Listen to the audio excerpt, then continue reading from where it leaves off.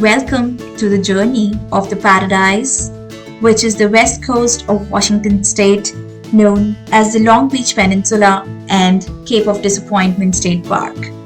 So we, on a fine Saturday morning, just got up really late because it was a weekend, and we decided to head towards Cape of Disappointment State Park, and we crossed the small towns like South Bend, Raymond, Montesano, and reached Ilwaco, which offers the Cape of Disappointment State Park, lighthouses, beaches, and everything that we wanted to visit. So this is South Bend, where we took a break to have our lunch, and we decided to explore the city, the small town on the shores of the river Willapa. So we just explored the town, just walking on the streets. South Bend is on the scenic shores of the Willapa River, and it is the county seat of Pacific County. It has the beautiful Pacific County Courthouse overlooking the town and is open to the public for self-guided tours. So this is a German store that we randomly found out and wanted to buy some chocolates from, but unfortunately the store was closed. And it was freezing temperatures outside, really cold.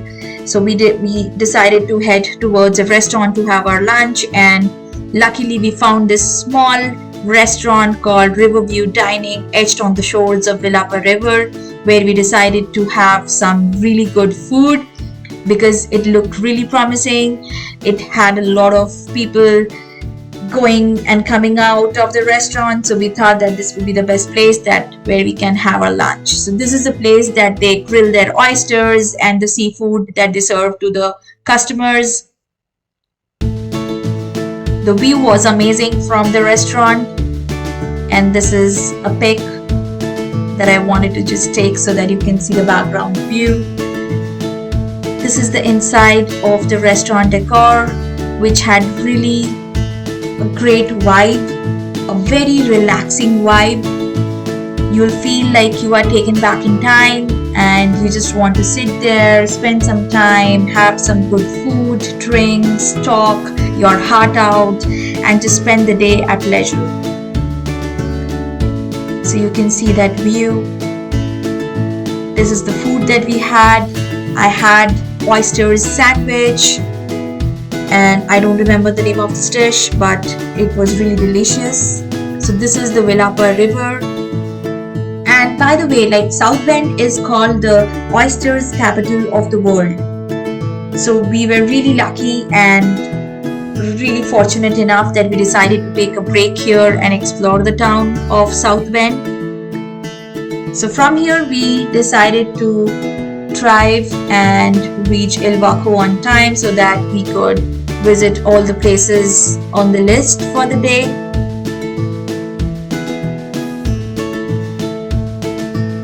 So here you cross the Willapa River. It's a beautiful bridge that you'll cross with scenic views all around. And because of the weather that day, it really felt so beautiful, so scenic.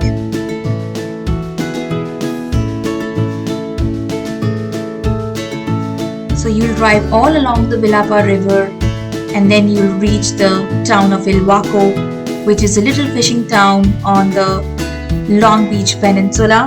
And this is where you can decide to stay overnight if you want to spend a few more days. It has a lot of restaurants, your hotels, Airbnbs, and many options.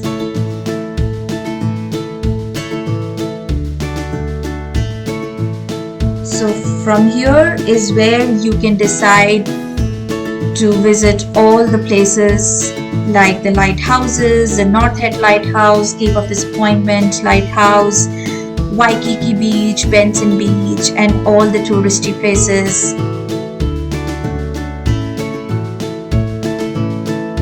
So this is the entire Discovery Trail that we drove through. You can either hike or take a bike and just explore this entire trail, which is almost 8.5 miles long. So I decided to take a pic at the North Head Lighthouse Keeper's residence, and we headed towards the lighthouse, which is the North Head Lighthouse, by taking the shorter version of the trail, which is almost 0.6 miles in length, and it travels from the parking lot around the lighthouse keeper's residence and travels up to the North Head Lighthouse itself. So this lighthouse guards this area of the Pacific Ocean, and you can catch some incredible sea views from it.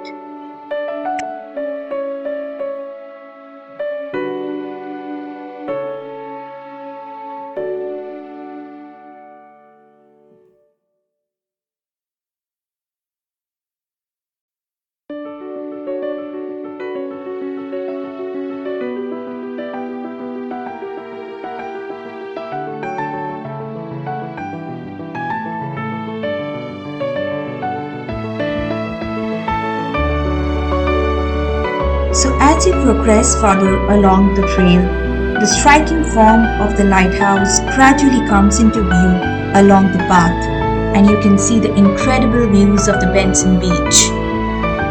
The waves crashing along the shores, and there you see the tip of the lighthouse. No matter in which direction your eyes rotate, you see sweeping views of the beach and the lighthouse.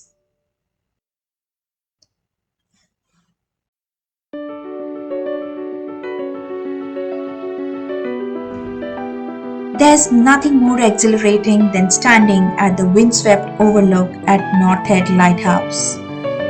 This is one of the windiest places in America, and in the dead of winter, it's not unheard of to get winds in excess of 120 miles an hour. The lighthouse is still an active navigational aid for fishing vessels and freighters entering the dangerous mouth of the Columbia River from the Pacific Ocean. It oversees one of America's most important shipping lanes, transporting billions of dollars worth of. You will enjoy glorious views from the North Head Lighthouse, looking south towards the jagged ridgeline of the Oregon Coast Range. The incredible views is awe-inspiring and will leave you humbled by the majesty of the Pacific Ocean. The turbulent waters of the Benson Beach are visible in the foreground until it dead ends at the North Jetty. The waters on the other side of the rocky North Jetty are smooth, providing safe passage for ships at the entrance of the Columbia River. The rocky fingers of both the North and South jetties were built between 1895 to 1914 to create a safer passage for ships entering the Columbia River by leveling out the sandbars. This majestic lighthouse stands 65 feet tall on the edge of a cliff and can be seen at a distance of 26 nautical miles out at sea.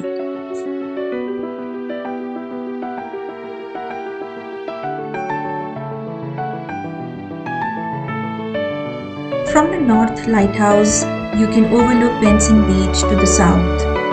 You can also take the trail which takes you down to the beach, and this trail starts from the parking lot of the North Head Lighthouse.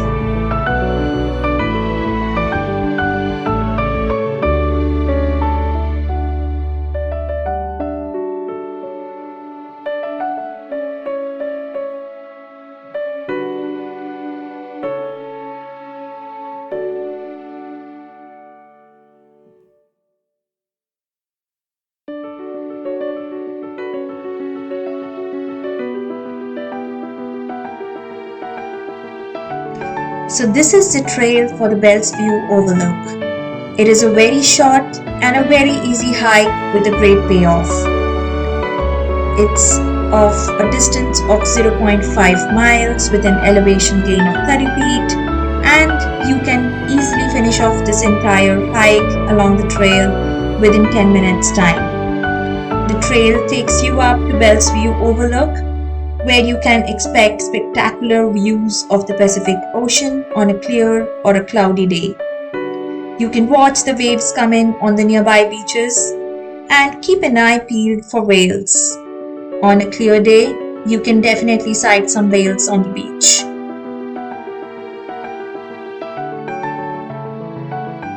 Though we were not lucky enough to have a clear day sight of the whales in the ocean, but I wish you luck.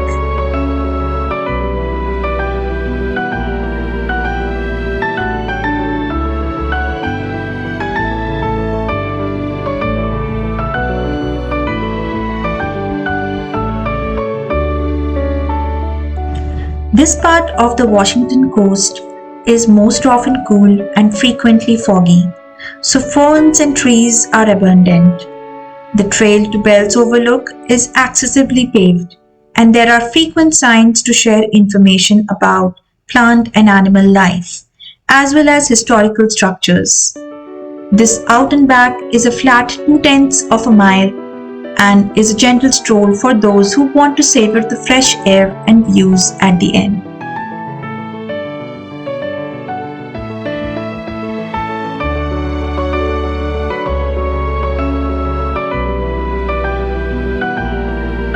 Towards the left side of the parking, you can take a short walk uphill to the Cape of Disappointment Lighthouse and to Deadman's Cove.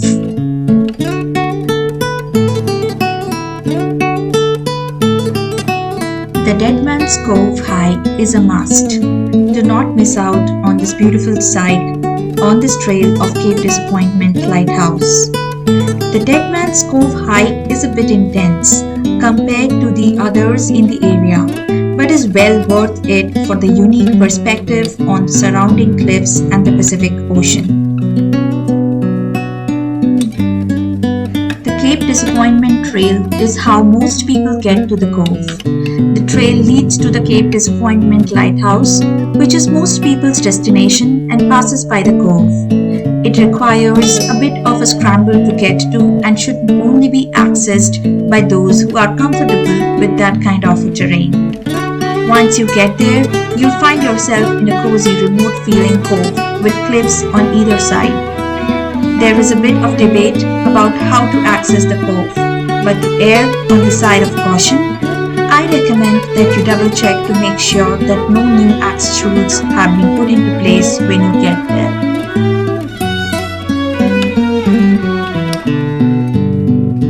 It was an amazing sight to behold. It felt like a magical place, so inspiring, so beautiful, and so photogenic. And as you wander around, you will think that why is it called as the Deadman's Cove?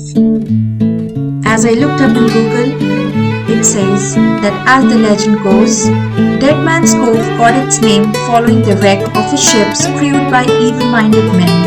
The wickedness of the crew was said to have caused the wreck and the death of all on board. The spirits of the crew were said to haunt the cove in the form of a savage pack of wolves. As you have a look around, the place will not feel anything near to haunted, but a land that you'll feel as a pathway to heaven. I would definitely recommend to visit this place during the evening time, especially during the sunset time, because the sun rays just makes the place feel all the more beautiful, and it is a sight to behold, something to be etched in the memory forever.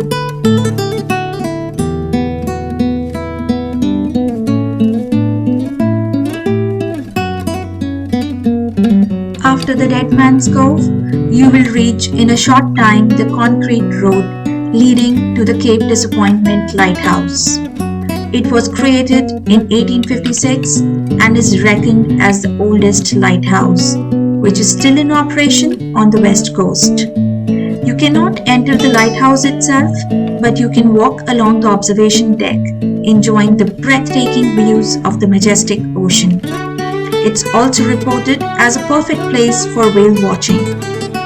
And if you have enough time to stay there to meet the sunset, which we did, you will be just mesmerized by the fantastic views lit by the declining sun.